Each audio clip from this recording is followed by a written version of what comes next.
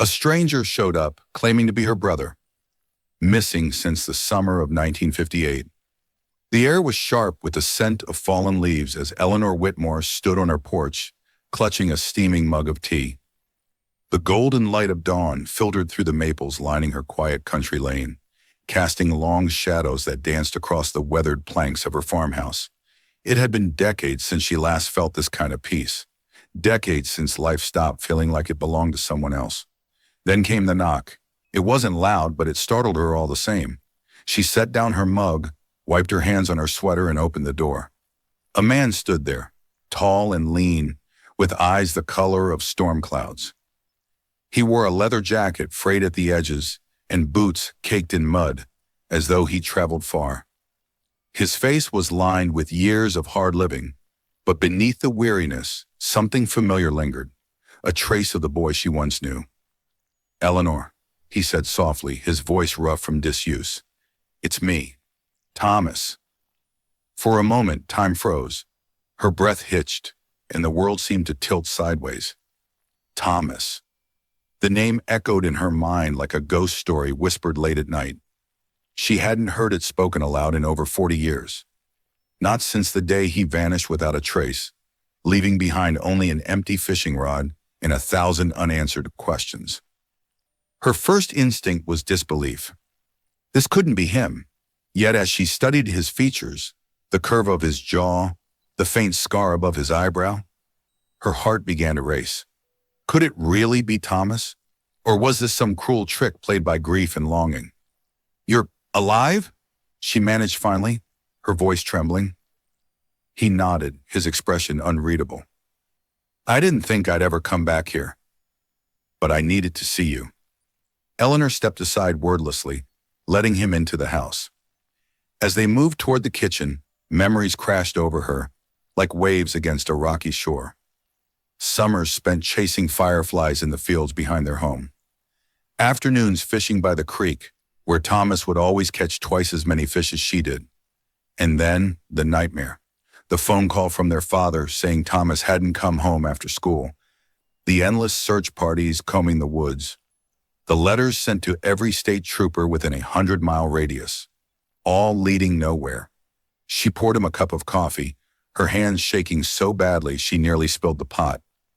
"Where have you been?" she asked, her tone sharper than she intended. "Why now?" Thomas hesitated, staring into the dark liquid as if searching for answers in its depths. "It's complicated," he said at last. "I can't explain everything yet, but I swear, Ellie, I'm telling the truth."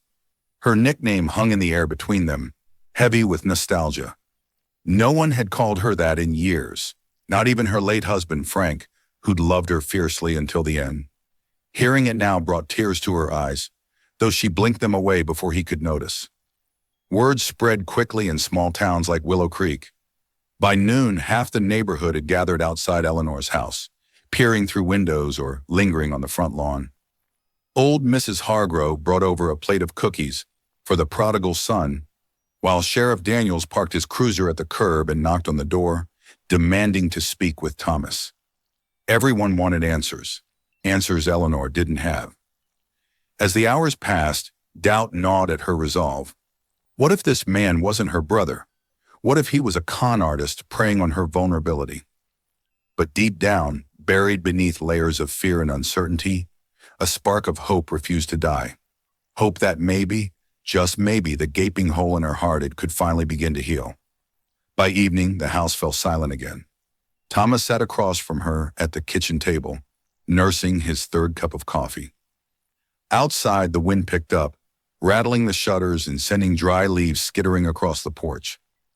Eleanor watched him carefully, trying to reconcile the stranger before her with the boy she remembered. "I don't know what to believe," she admitted quietly, "but I want to." Thomas met her gaze, his own eyes filled with pain and regret. "That's enough for now," he said. "Let me prove it to you." And for the first time in decades, Eleanor allowed herself to hope that perhaps the past wasn't as lost as she'd always thought. The kitchen clock ticked steadily, each second stretching longer than the last. Eleanor leaned back in her chair, arms crossed tightly over her chest, as though holding herself together. She studied Thomas, or whoever he was, with a mix of suspicion and yearning. He had given her his name, but names could be stolen. They needed proof. "Tell me something," she said finally, her voice low and steady despite the storm brewing inside her. Something only Thomas would know. He didn't hesitate. Instead, he reached into the inner pocket of his jacket and pulled out a small, worn photograph. It was faded and creased at the edges, but she recognized it instantly. It was one of their family portraits taken years ago. Eleanor perched on her father's shoulders, grinning ear to ear, while Thomas stood beside them, squinting into the sun with that same mischievous glint in his eye. Their mother stood slightly apart from the group, smiling softly, her hands clasped in front of her apron. "I kept this with me all these years," he said quietly, sliding the photo across the table toward her. "It's how I remembered you, remembered us." Her throat tightened as she traced the edge of the photograph with trembling fingers. It wasn't just any photo. It was the one they'd taken the summer before everything changed. The summer when life still felt infinite. But having the picture wasn't enough. Anyone could have found it, held on to it. She needed more. "What about the treehouse?" she challenged, leaning forward now, her eyes locked on his. "Do you remember where we built it?" A flicker of recognition passed over his face, followed by a faint smile. "Of course I do," he said. "It was in the old oak tree near the creek, the one with the gnarled roots sticking out like claws. We used scrap wood from Dad's shed and nailed it together ourselves. You fell off the ladder once and scraped your knee so bad Mom threatened to tear the whole thing down." Her breath caught. Only Thomas would remember that day. Only Thomas would know about the way she'd cried, not because of the pain, but because she thought their secret hideout would be destroyed. She swallowed hard, fighting back tears. "And what about Mom's favorite hymn?" she pressed, her voice barely above a whisper. "Do you remember that?" His expression softened, tinged with sadness. "Abide with me," he murmured. She sang it every Sunday night after dinner, sitting by the window while she mended clothes. Sometimes, if we were lucky, she'd let us sing along with her, even though we always got the words wrong. This time there was no denying it. Her knees went weak and she sank back into her chair, overwhelmed by the flood of memories crashing over her. That hymn had been her lullaby for years after their mother passed away. No one else knew about those quiet evenings, just the three of them bathed in candlelight, voices blending imperfectly yet beautifully. "How?" she began, but the word lodged in her throat. How could he possibly know all of this unless he truly was Thomas? He reached across the table then, his hand covering hers. His touch was warm and solid, grounding her in a way she hadn't expected. "I'm sorry, Ellie," he said, his voice thick with emotion. "I never meant to leave you. I didn't have a choice." She wanted to ask what he meant, to demand answers about why he disappeared and where he'd been all these years. But exhaustion weighed heavily on her, both physical and emotional. For now, she simply nodded, too drained to argue or question further. Outside, the wind continued to howl, rattling the shutters and sending shivers through the house. Yet inside, for the first time in decades, Eleanor felt a glimmer of warmth, a fragile thread connecting her to a past she'd long mourned. Whether this man was truly her brother remained to be seen, but for tonight, she allowed herself to believe, to hope. As they sat together in silence, the weight of unanswered questions lingered between them like an unspoken promise. Tomorrow they would begin unraveling the truth. The night wore on, the air thick with unspoken tension. Eleanor sat across from Thomas, her mind racing as she tried to reconcile the man before her with the boy she remembered. There was no denying that he knew things only Thomas could know, the treehouse, their mother's hymn. But something about him felt off.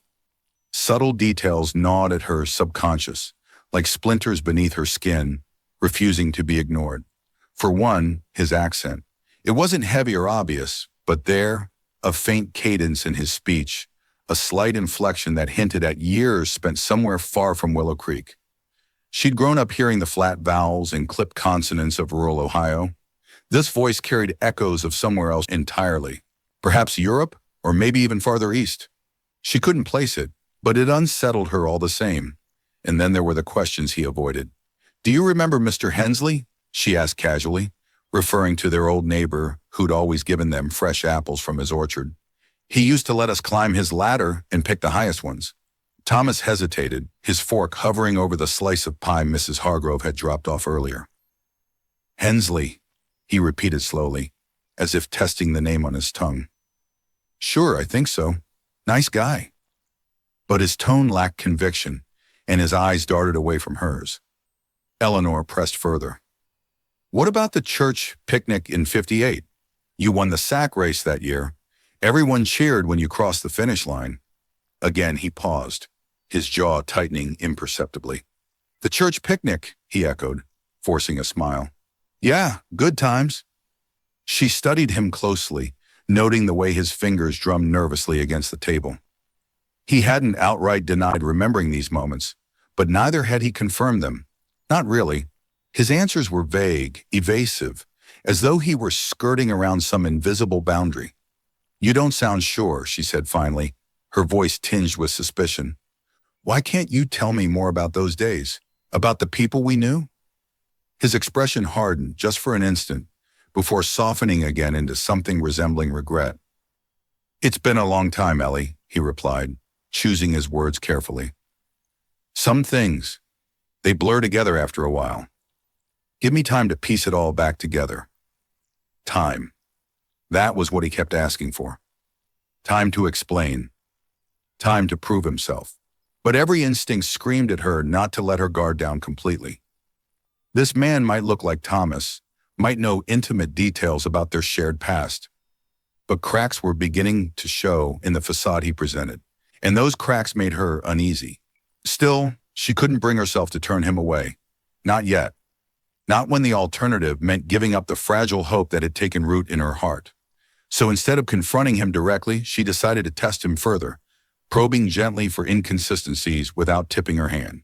"What about school?" she ventured, leaning forward slightly. "Do you remember Miss Whitaker? She taught 4th grade, and you used to doodle pictures of airplanes on your notebook during math lessons." This time his reaction was unmistakable. A flicker of panic flashed in his eyes before he masked it with a rueful grin. "Math was never my strong suit," he admitted, his laugh sounding forced. "But yeah, Miss Whitaker, tough teacher." It wasn't enough. She wanted specifics, details only Thomas would recall, but he deflected each question with practiced ease, steering the conversation toward safer topics. By the time they finished dessert, Eleanor's head was spinning with unanswered questions. As they cleared the dishes together, she stole glances at him, searching for signs of deception. Was he lying? If so, why go through such elaborate lengths to impersonate her brother? And if he wasn't lying, if he truly was Thomas, then what had happened to him during the decades he'd been gone? Outside, the wind died down, leaving behind an eerie stillness. Inside, the house felt smaller somehow, the walls closing in as a doubt clawed at her resolve. For now, she resolved to keep her suspicions to herself, biding her time until she could gather more information.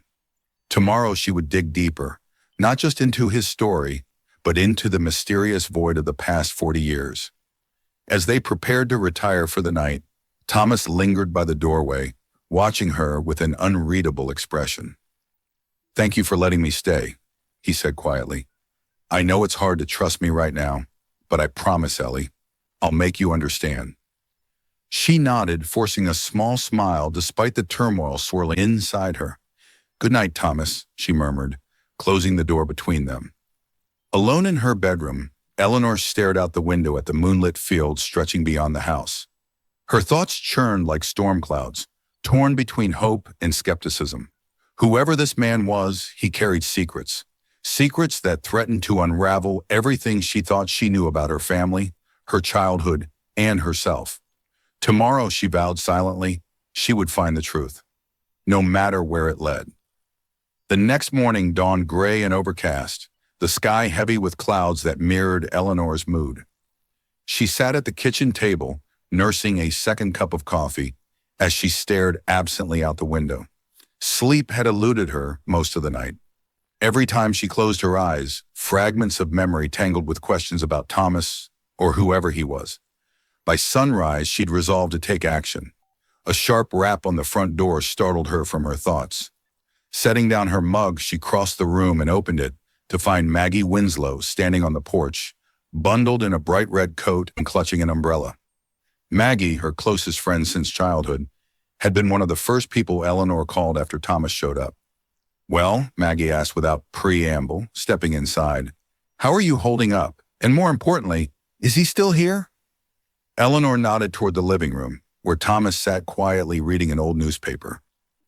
His presence seemed smaller somehow this morning, less imposing, but no less enigmatic. "He stayed the night," she said in a low voice, leading Maggie into the kitchen. "But I don't know what to think anymore." Maggie raised an eyebrow, her sharp gaze flicking between Eleanor and the stranger. "Something's off, isn't it?" Eleanor hesitated, then nodded. "He knows things only Thomas would know. The treehouse, Mom's hymn. But there are gaps. He avoids talking about certain people or places from back then. And his accent, it's faint, but it's not ours." Maggie pursed her lips thoughtfully. "You need proof, Ellie. Hard evidence. This man could be anyone. A drifter, a con artist, even someone connected to whatever happened all those years ago." "But how do I get proof?" Eleanor asked, frustration creeping into her voice. "It's been 40 years. Most of the records are probably gone." Maggie leaned forward, her expression determined. "Not everything's gone. We've got the archives downtown, newspaper clippings, police reports, maybe even pictures of Thomas before he disappeared. And we can talk to some of the older folks around town, people like Mrs. Hargrove or Old Man Peterson. They remember the case better than anyone." Eleanor felt a spark of hope ignite within her. Maggie was right. If anyone could help piece together the truth, it was the people who'd lived through it alongside her family. But the idea of revisiting that painful chapter of her life filled her with dread. Still, she knew she couldn't ignore it, not if she wanted answers. "Okay," she said finally, "let's start with the archives." Later that afternoon, Eleanor and Maggie made their way to the Willow Creek Historical Society, a modest brick building tucked behind the library. Inside, rows of filing cabinets and dusty shelves lined the walls, each containing relics of the town's past. The archivist, a wiry man named Harold, greeted them warmly before retrieving a box labeled Whitmore Case 1958. As they sifted through yellowed newspaper articles and faded photographs, Eleanor's heart sank. The headlines screamed of tragedy. "Local boy vanishes without a trace. Search parties continue as hope fades." One article included a grainy photo of Thomas, taken just weeks before his disappearance. She held it up, comparing it to the man now staying in her home. The resemblance was undeniable, but so were the differences. Time had changed him, yes, but something deeper lingered beneath the surface. "What about witnesses?" Maggie suggested, flipping through a notebook filled with handwritten statements. "Some of these names, I recognize them. Betty Ann Miller, George Callahan. They're still alive, aren't they?" Eleanor nodded slowly. "We should talk to them, see if they remember anything new or anything Thomas might have missed." Their next stop was Sheriff Gaines's office, a squat brick building near the edge of town. When they arrived, the sheriff, a grizzled man with silver-streaked hair and weary eyes, looked less than thrilled to see them. He gestured for them to sit, his movements slow and deliberate. "I heard rumors about your visitor," he began, his tone cautious. "Can't say I'm surprised you came knocking." "We need your help," Eleanor said firmly. "This man claims to be my brother, but there are inconsistencies. I want to know the truth." Gaines sighed heavily, rubbing his temples as though warding off a headache. "Eleanor, reopening this case, it won't bring closure. It'll only stir up old wounds." "Maybe," she countered, leaning forward, "but it's my wounds, Sheriff. My family. Don't I deserve answers?" After a long pause, Gaines nodded reluctantly. "All right, bring him in tomorrow morning, but don't expect miracles. A lot of water has passed under the bridge since '58.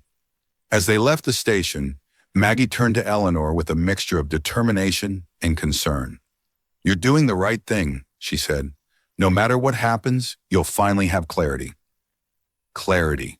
The word echoed in Eleanor's mind as they walked back to the car. Clarity meant facing the truth, however painful it might be. And as much as she feared what they might uncover, she knew she couldn't turn back now. Back at the house, Thomas greeted them with a wary smile. "How did it go?" he asked, his voice tinged with apprehension. "Tomorrow," Eleanor replied evenly. "You're meeting with Sheriff Gaines. Together, we're going to figure this out." His jaw tightened, but he nodded. "Whatever it takes, Ellie. I told you I'm not leaving until you believe me." Belief. That was the crux of it, wasn't it? Whether Thomas was truly her brother or someone else entirely, Eleanor realized she was standing at a crossroads. The path ahead promised answers, but also risks. Risks to her heart, her memories, and perhaps even her safety. And yet she couldn't stop now. Not when the truth was finally within reach. The next morning, Eleanor woke with a sense of purpose she hadn't felt in years. The house was quiet except for the faint creak of floorboards as Thomas moved about upstairs. She didn't bother speaking to him before leaving. Her focus was razor sharp, aimed squarely at uncovering the truth. Maggie arrived shortly after sunrise, armed with notebooks, a thermos of coffee, and an unshakable determination. "Ready?" Maggie asked, her bright red coat clashing cheerfully against the somber mood hanging over the house. Eleanor nodded, grabbing her purse and keys. "Let's go." Their first stop was the Willow Creek Historical Society, where they spent hours poring over brittle newspaper clippings and faded police reports. The case had been well documented at the time, front-page news for weeks, but eventually interest waned as leads dried up.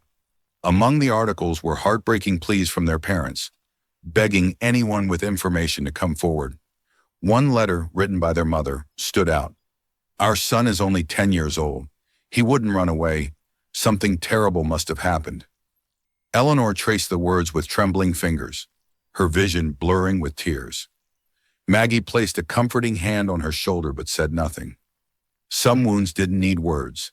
They simply needed acknowledgement. As they dug deeper, patterns began to emerge. Several articles mentioned rumors swirling around town, whispers of a powerful landowner named Victor Langston, who owned most of the property near Lake Willow. According to the gossip, Langston had been aggressively pressuring families to sell their land, claiming he wanted to develop it into a resort community. Those who resisted reported strange occurrences: livestock gone missing, crops mysteriously failing, even threats left under doorsteps in the dead of night. Maggie frowned, tapping a yellowed clipping with her pen. "Look at this one. It says Langston's men were spotted near the lake the day Thomas disappeared. People thought he might have been involved, but nothing ever came of it." Eleanor's stomach churned. She remembered hearing fragments of those rumors as a child, though no one dared speak openly about them. Her father had always dismissed such talk as nonsense, insisting that tragedy struck without rhyme or reason. But now, sitting amidst decades-old evidence, she wondered if there had been more to the story than anyone realized. "What happened to Langston?" Eleanor asked, flipping through later editions of the paper. "Did he get his resort?" Maggie shook her head. "Nope. Turns out he died suddenly a few months after Thomas vanished. Heart attack, according to the obituary. His empire crumbled soon after. He didn't leave behind any heirs, and his business partners squabbled over what was left." "That's convenient," Eleanor muttered darkly. "A sudden death sparing Langston from scrutiny?" It sounded too tidy to be coincidence. By mid-afternoon, they decided to shift their focus to interviewing elderly residents who'd lived through the events of 1958. Their first visit was to Mrs. Hargrove, the same neighbor who'd brought cookies the previous day. Now in her late 80s, she greeted them warmly, inviting them inside her cozy cottage filled with antique furniture and the scent of lavender. "I remember that summer like it was yesterday," Mrs. Hargrove said, settling into a rocking chair with a cup of tea. "Such a beautiful boy, your brother. Always so full of life." Eleanor leaned forward eagerly. "Do you recall anything unusual happening around the time he disappeared? Anything at all?" Mrs. Hargrove hesitated, her gaze distant as though reaching back through the fog of memory. "Well, there was talk. Not just idle chatter, mind you. Folks whispered about Mr. Langston and his goons snooping around the lake. Your daddy refused to sell his parcel, you know.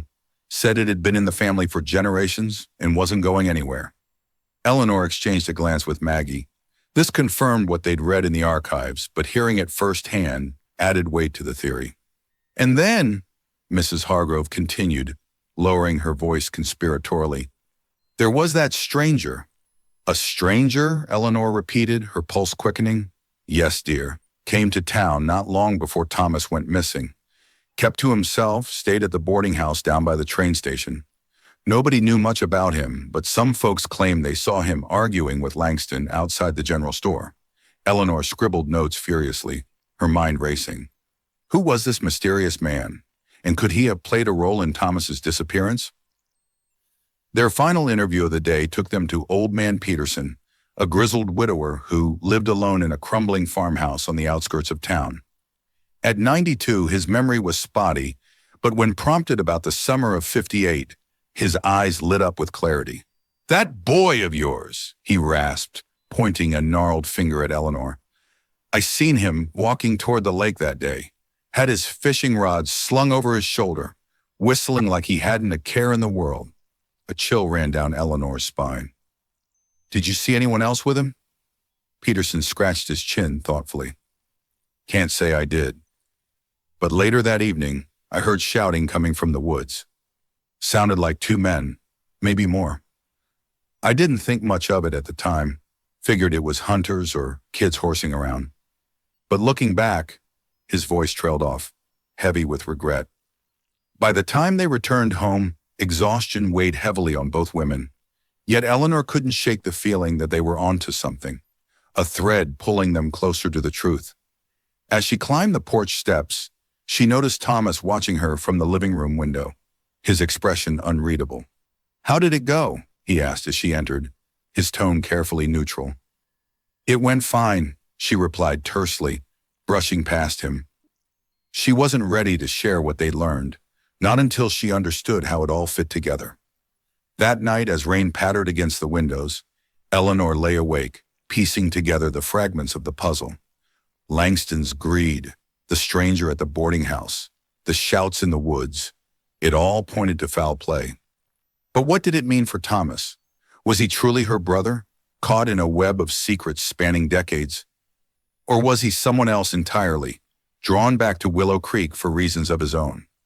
One thing was certain, the answers lay buried in the past, and Eleanor intended to unearth every last one of them.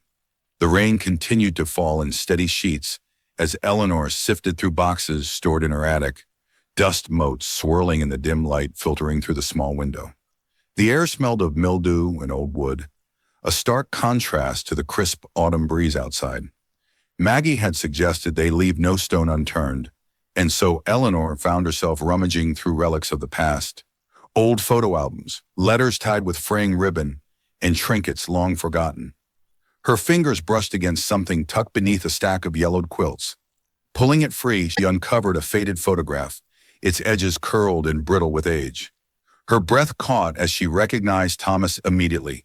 He stood on the far left, his youthful face beaming at the camera, fishing rods slung over one shoulder. Beside him was a man she didn't recognize. Tall and broad-shouldered, wearing a dark suit that seemed out of place for a casual lakeside outing. His expression was stern, almost imperious, and his hand rested possessively on Thomas's shoulder. Maggie, Eleanor called, her voice trembling slightly. Come look at this. Maggie climbed the creaky attic stairs, her brow furrowed as she joined Eleanor under the bare bulb hanging from the ceiling. She took the photograph, studying it closely. Who's the guy with Thomas? She asked after a moment. I don't know, Eleanor admitted, dread pooling in her stomach. But he looks familiar, like I've seen him somewhere before. They carried the photo downstairs, spreading it alongside the newspaper clippings and documents they'd gathered earlier. As they compared it to other images, realization dawned slowly. The man bore a striking resemblance to Victor Langston, the powerful landowner whose name kept surfacing in their investigation. But there was more. In one of the articles about Langston's business dealings, a grainy picture accompanied the text. A younger version of the same man, standing next to an associate identified as Reginald Reg Hargrave, described as Langston's right-hand man. Eleanor's hands shook as she traced the caption beneath the image. Reginald Hargrave, dead for nearly 30 years, according to the obituary clipped beside it. Yet here he was, immortalized in black and white, standing with her brother just days, or perhaps hours, before Thomas vanished. "This can't be a coincidence," Maggie murmured, her voice tight with unease. "If Langston or his men were involved in taking Thomas, why bring him back now? And why would he claim to be your brother?" Eleanor didn't have answers, only questions that multiplied faster than she could untangle them. For the first time since the stranger arrived, doubt clawed at her resolve. What if he wasn't Thomas at all? What if someone had sent him, a pawn meant to stir up trouble or dredge up secrets better left buried? Later that evening, Eleanor confronted Thomas in the living room. He sat by the fire, staring into the flames with an unreadable expression.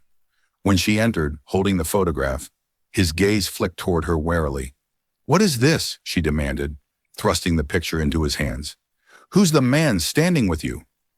Thomas stared at the image, his face paling visibly. For a long moment he said nothing, his jaw working as though struggling to form words. Finally he spoke, his voice low and strained. I remember him," he admitted, running a finger along the edge of the photograph. "Not clearly, but he was there, at the lake. He told me my father had agreed to let him take me away for a while, said it was important." Eleanor's heart pounded in her chest. "Take you where? Why would Dad agree to something like that?" "He didn't," Thomas replied sharply, his tone tinged with frustration. "That's what I'm trying to tell you. I think they lied. They drugged me, Ellie. I woke up in some kind of car, miles from home. After that," his voice broke and he looked away, shame flickering across his features. "Everything gets hazy after that. Pieces come and go, but most of it's gone. All I know is that I ended up somewhere far away, a place I couldn't escape." His confession sent a shiver down her spine. If he was telling the truth, and every instinct screamed that he was, it meant someone had orchestrated his disappearance deliberately, someone connected to Langston and his empire. But who? And why wait decades to return him to Willow Creek? "Why come back now?" she pressed, her voice barely above a whisper. "After all these years, why show up at my door claiming to be my brother?" Thomas hesitated, his eyes clouded with uncertainty. "Because I remembered you," he said finally, his voice cracking with emotion. "I remember the treehouse, the hymns, the summers we spent together. Those memories kept me going when everything else felt lost. I came back because I needed to find out who I really am, and because I hoped you'd help me figure it out." For a long moment, neither of them spoke. The fire crackled softly, casting flickering shadows across the walls. Eleanor wanted to believe him, to trust that the boy she once loved still existed beneath the layers of pain and confusion. But the photograph in her hand was undeniable proof that darker forces were at play, forces that stretched far beyond Thomas himself. As the night wore on, Eleanor retreated to her bedroom, her mind racing with possibilities. The pieces were starting to fit together, but the picture they formed was incomplete, a mosaic missing crucial tiles. She knew one thing for certain. Whatever happened to Thomas all those years ago was tied to Langston's greed and ambition, and until she uncovered the full truth, she couldn't afford to let her guard down, not even for the man who claimed to be her brother. Tomorrow, she vowed silently, she would visit Sheriff Gaines again. With the photograph and Thomas's fragmented memories in hand, she intended to push harder for answers. No matter how deep the rabbit hole went, she was determined to follow it to the end. By midweek, news of Thomas's reappearance had spread like wildfire through Willow Creek.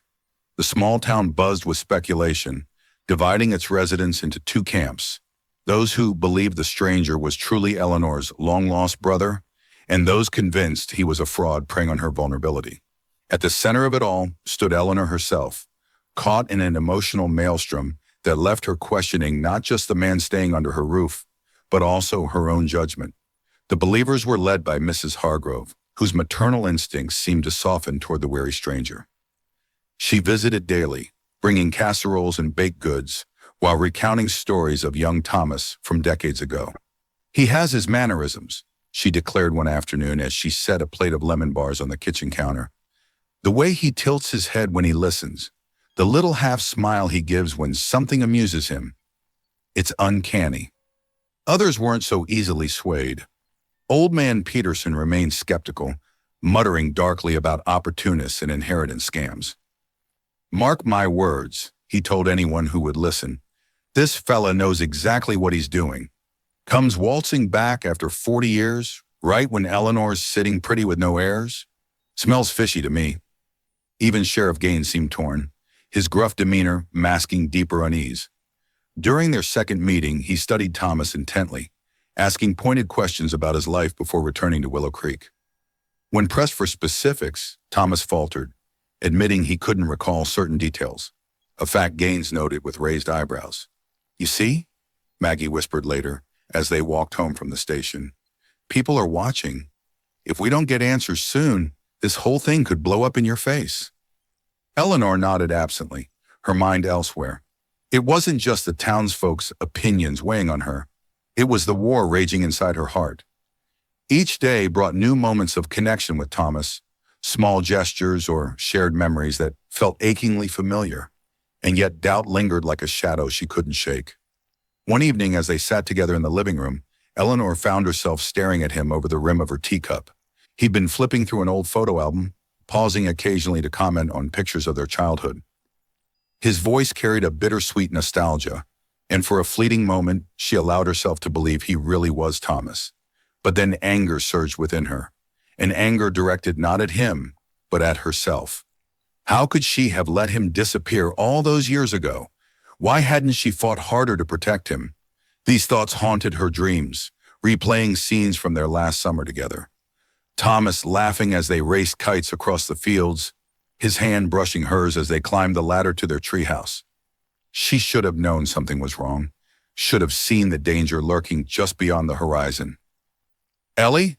Thomas's voice broke through her reverie. "Are you okay?" She blinked, startled by the concern in his eyes. For all his evasiveness, there was a sincerity to him that was hard to dismiss, a raw vulnerability that made her chest ache. Was it possible to trust someone without fully understanding them? To hope without certainty? "I'm fine," she lied, forcing a smile. "Just tired." He nodded knowingly, closing the photo album and setting it aside. "I know this isn't easy for you. Hell, it's not easy for me either. But I need you to know, I didn't choose any of this. Whatever happened to me, whoever took me away, it wasn't my fault." His words hung in the air between them, heavy with unspoken pain. Part of her wanted to reach out, to offer comfort and reassurance. Another part, the cautious, guarded part, held back, afraid of being duped again. That night, as she lay awake listening to the rain patter against her window, Eleanor wrestled with her conflicting emotions. Anger simmered beneath the surface, directed both outward and inward. Fear coiled around her heart, whispering warnings about false hope and shattered dreams. And yet, amidst it all, a fragile thread of trust began to form. A tentative belief that, perhaps despite everything, Thomas was telling the truth. The following morning, tension in the town reached a boiling point. A group of skeptics gathered outside the general store, loudly debating whether Thomas was a con artist. Meanwhile, supporters rallied around Eleanor, urging her to stand firm in her conviction. Even Maggie, usually steadfast in her pragmatism, admitted she was starting to lean toward belief. "He might not remember everything," Maggie said as they sipped coffee on the porch. "But no one can fake that kind of pain, that guilt. Whoever he is, he's carrying a lot of baggage." Eleanor sighed, rubbing her temples. "I want to believe him, Maggie. I do. But every time I start to trust him, something pulls me back. What if I'm wrong? What if I let myself hope only to lose him again?" Maggie placed a reassuring hand on her shoulder. "You won't lose him, not unless you push him away. Give yourself permission to feel, Ellie. Trust your instincts. They've never steered you wrong before." As the day wore on, Eleanor resolved to focus less on the opinions of others and more on finding concrete answers. With the photograph of Thomas and Reginald Hargrave tucked safely in her purse, she planned another visit to Sheriff Gaines, determined to dig deeper into Langston's estate records. Somewhere in the tangled web of the past lay the truth, and she intended to uncover it, no matter the cost. In the days that followed, Eleanor's growing bond with Thomas became undeniable. Whether it stemmed from genuine recognition or sheer desperation, she couldn't say. All she knew was that denying their connection felt like cutting off a vital part of herself. As the town divided further and accusations flew, she clung to the fragile hope that love and memory might be enough to bridge the chasm between past and present. But deep down, she feared the worst, that even if Thomas was real, the boy she once knew might never truly come home. The air was crisp and damp as Eleanor made her way down the narrow path leading to the old lakeside cabin. Decades of neglect had left it in disrepair, its wooden walls warped, its roof sagging under the weight of time. But to Eleanor, it remained a poignant relic of happier days. She could almost hear the echoes of laughter carried on the breeze, see the ghostly outlines of two children casting fishing lines into the shimmering water. She hadn't planned to visit the cabin today.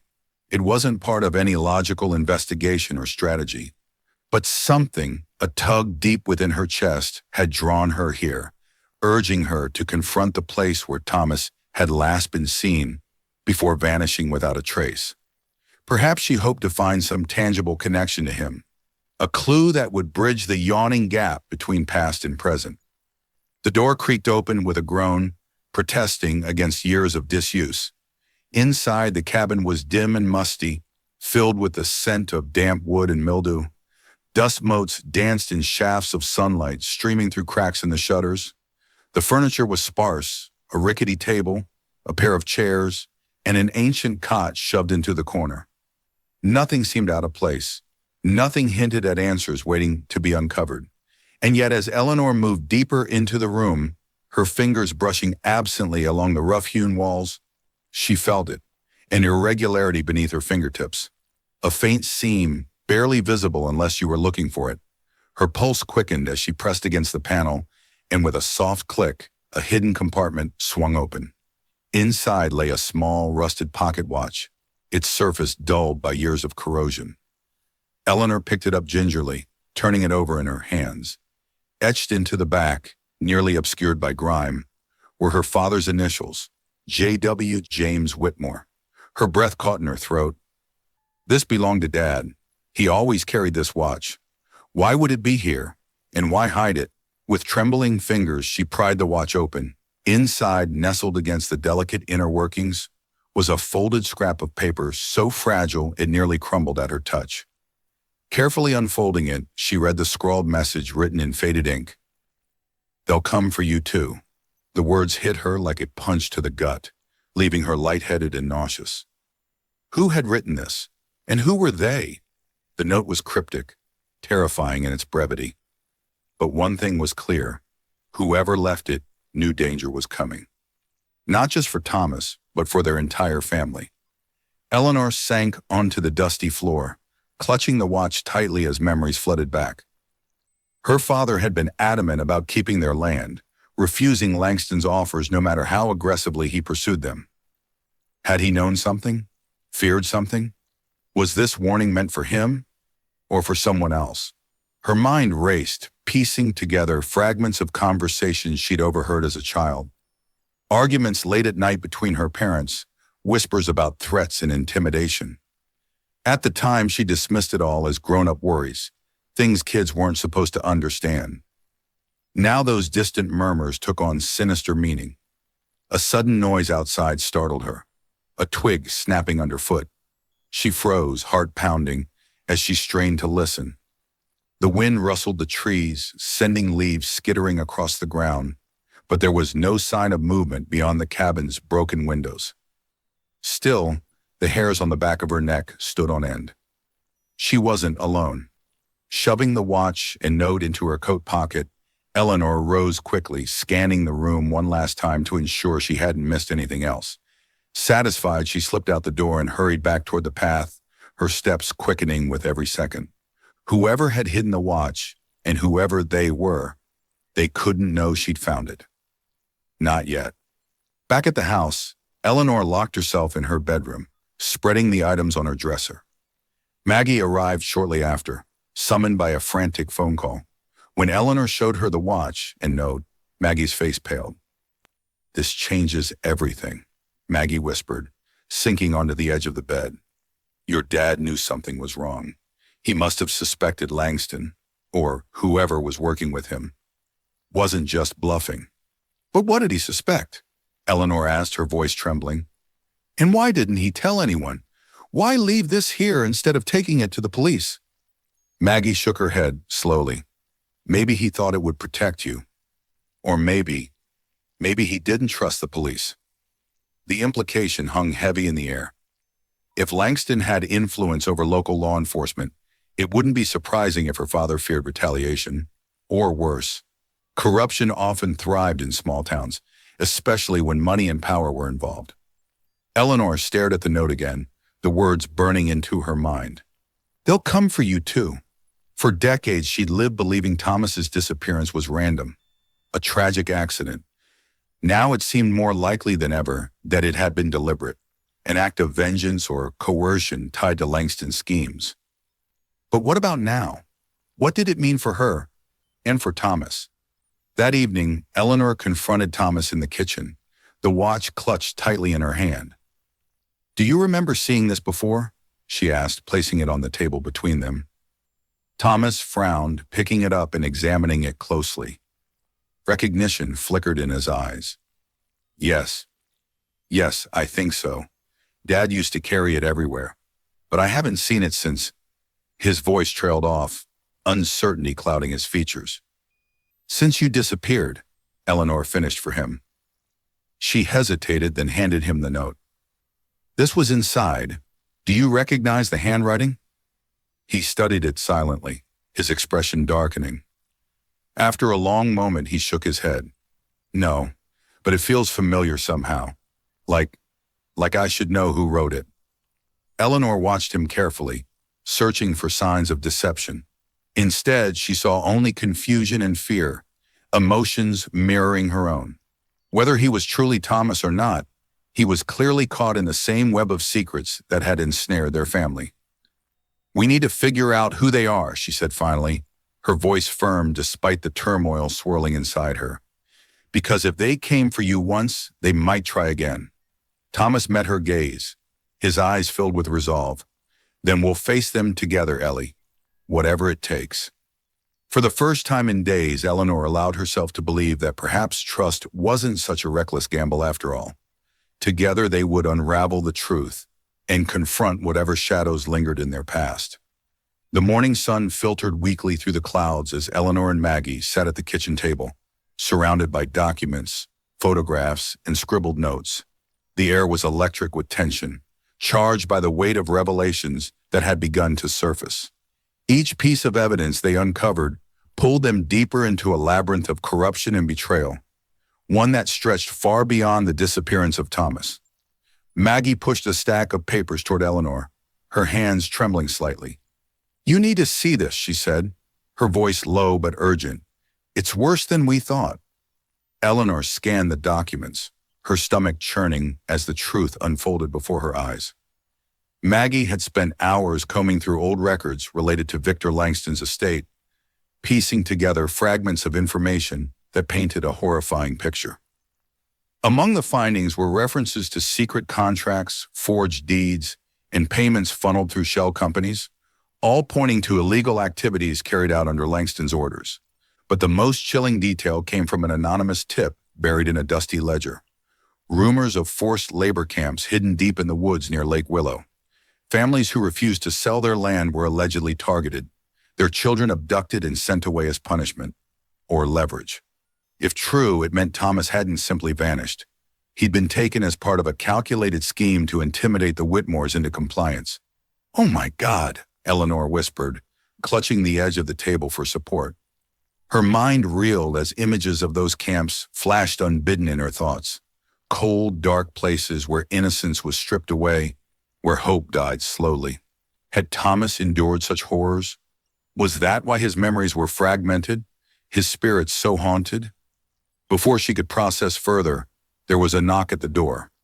Standing on the porch was Sheriff Gaines, his usual stoic demeanor replaced by an expression of profound unease. He stepped inside without waiting for an invitation, removing his hat and wringing it nervously between his hands. "I owe you both an apology," he began, his voice heavy with regret. "And the truth." Eleanor crossed her arms, her eyes narrowing. "What kind of truth?" Gaines hesitated, glancing between her and Maggie, before continuing. "Back in '58, I suspected something wasn't right about Thomas's disappearance. Too many coincidences, too much pressure on your family to sell that land. But when I started asking questions, Langston's men paid me a visit." His jaw tightened, the memory clearly painful. "They threatened my wife and kids, said if I didn't drop the case, something bad would happen to them." "So you just let it go?" Eleanor demanded, anger rising in her chest. "You let him take my brother?" "It wasn't just me," Gaines replied, his voice cracking. "Half the town knew what was happening, but no one dared speak up. Langston owned everyone, the mayor, the banks, even some of the judges. Anyone who crossed him ended up ruined, or worse." Eleanor sank into a chair, overwhelmed by the scope of the conspiracy. For decades she'd believed Thomas's disappearance was a random tragedy, a cruel twist of fate. Now it seemed clear that her family had been deliberately targeted, and that the people entrusted to protect them had failed miserably. "But Langston's dead," Maggie interjected, her tone sharp. "Who's carrying the torch now? Who's still protecting these secrets?" Gaines shook his head grimly. "Langston may be gone, but his legacy lives on. His old associates, men like Reginald Hargrave, kept the operation running after his death. Some of them are still around, pulling strings from the shadows, and they won't hesitate to silence anyone who gets too close to the truth." As Gaines spoke, Eleanor felt cold dread settle over her. If the danger wasn't confined to the past, if they were still active, then both she and Thomas were in grave peril. Whoever had left the note in the pocket watch hadn't been issuing an idle threat. They were warning her that history might repeat itself. Later that evening, Eleanor shared the sheriff's confession with Thomas, who listened silently, his face pale and drawn. When she finished, he exhaled sharply, running a hand through his hair. "So it's true," he murmured. "I wasn't imagining it. Someone took me, not because of anything I did, but because of who my father was." "Yes," Eleanor replied softly, reaching out to squeeze his hand. "But we're not going to let them win, Thomas. Not again." He nodded, though his eyes remained clouded with uncertainty. "What do we do now?" "We find proof," Maggie said firmly, joining them in the living room. "Something undeniable that ties Langston's operation to your abduction and exposes whoever's keeping it alive today." Eleanor stood abruptly, determination hardening her features. "Then we start with the lake. That cabin holds more answers. We just have to dig deeper." The next day, armed with flashlights and resolve, Eleanor, Maggie, and Thomas returned to the lakeside cabin. This time they weren't searching blindly. They were looking for specific clues that might lead them to the labor camps or connect the dots between Langston's empire and the present-day threats. In the corner of the cabin, beneath a rotting floorboard, they discovered another hidden compartment. Inside was a brittle map marked with locations deep in the surrounding woods, areas labeled ominously as Site A, Site B, and so on.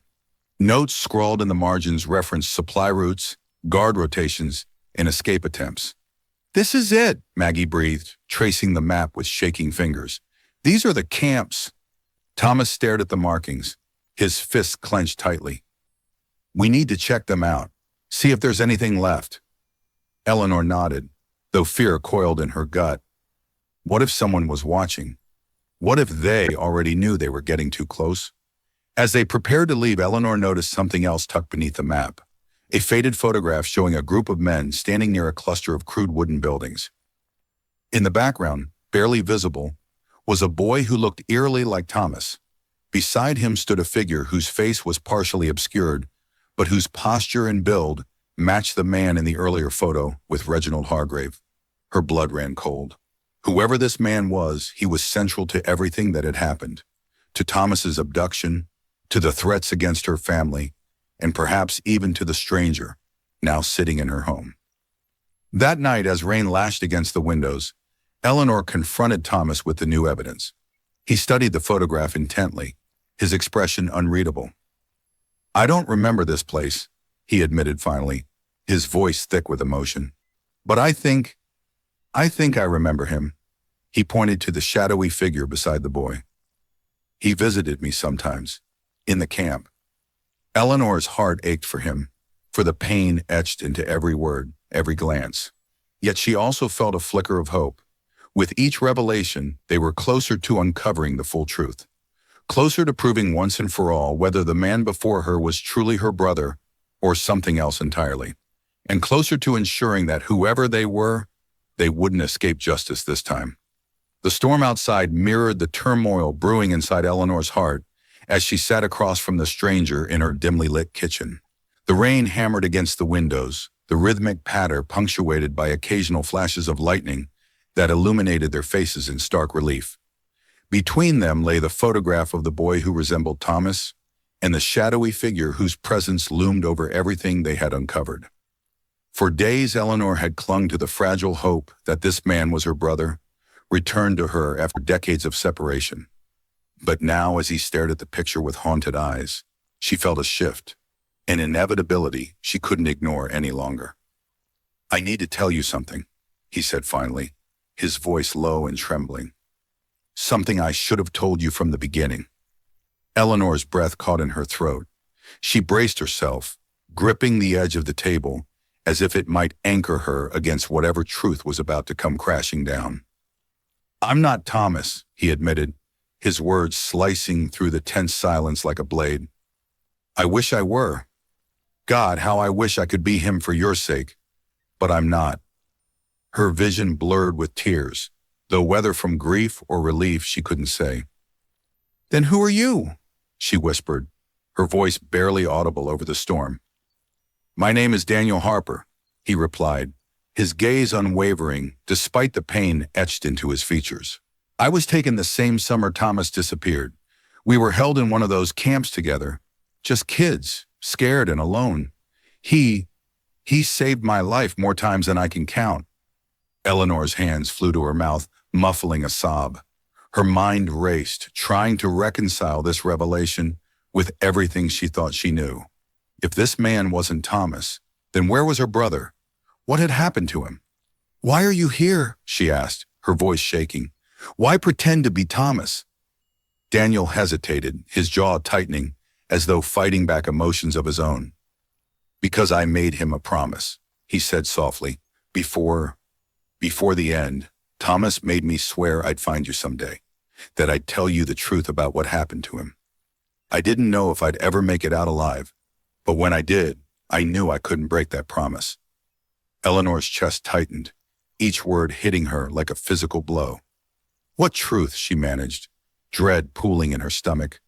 "What happened to my brother?" Daniel leaned forward, resting his elbows on the table.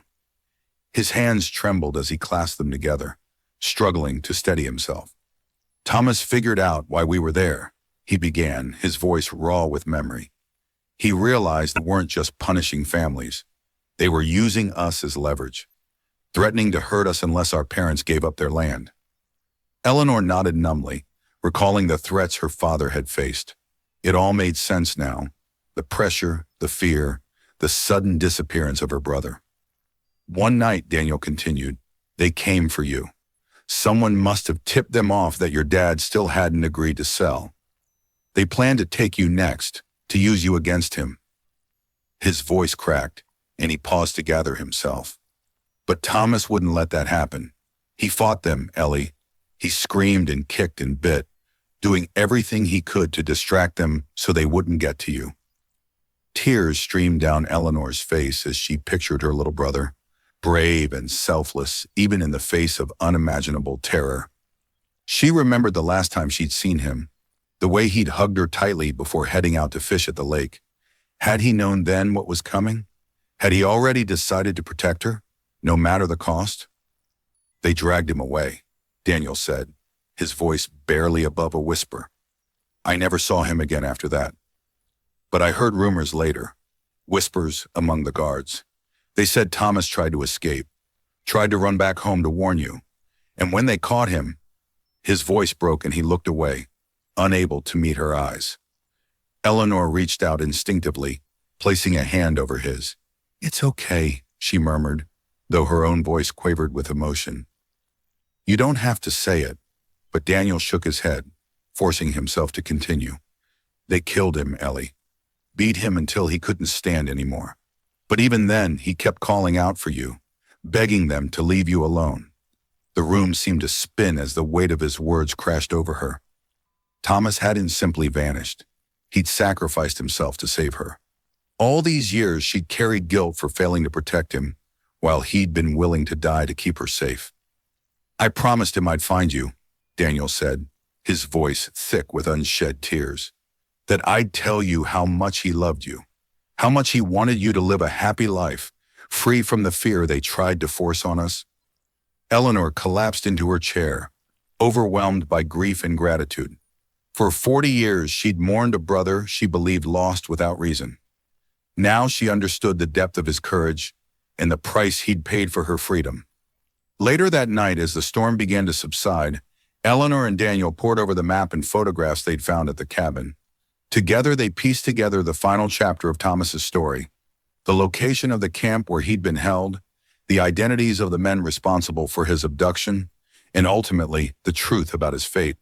"We need to expose them," Maggie insisted, joining them in the living room. "Not just for Thomas, but for every family they destroyed. The world needs to know what happened." Eleanor nodded, determination hardening her features. "We'll go to the authorities, take everything we've gathered, the map, the photos, the evidence tying Langston's operation to these crimes. This time, no one will silence us." As dawn broke over Willow Creek, casting golden light across the fields and forests, Eleanor felt a sense of closure she hadn't known was possible. Thomas was gone, but his sacrifice would not be forgotten. Through Daniel's courage and their shared determination, his legacy would live on, a testament to love, bravery, and the unbreakable bonds of family. And though her heart ached with loss, Eleanor knew one thing for certain: Thomas had given her the greatest gift of all, the chance to live.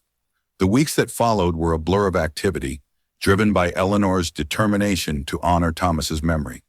With Maggie's unwavering support and the help of sympathetic townsfolk who had long borne the weight of silence, she set out to ensure that the dark history of Willow Creek would never fade into obscurity.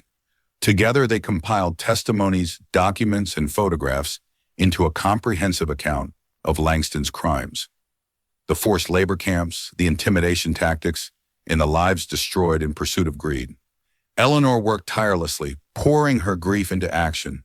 She reached out to journalists, historians, and advocacy groups, determined to bring the truth to light. The response was overwhelming.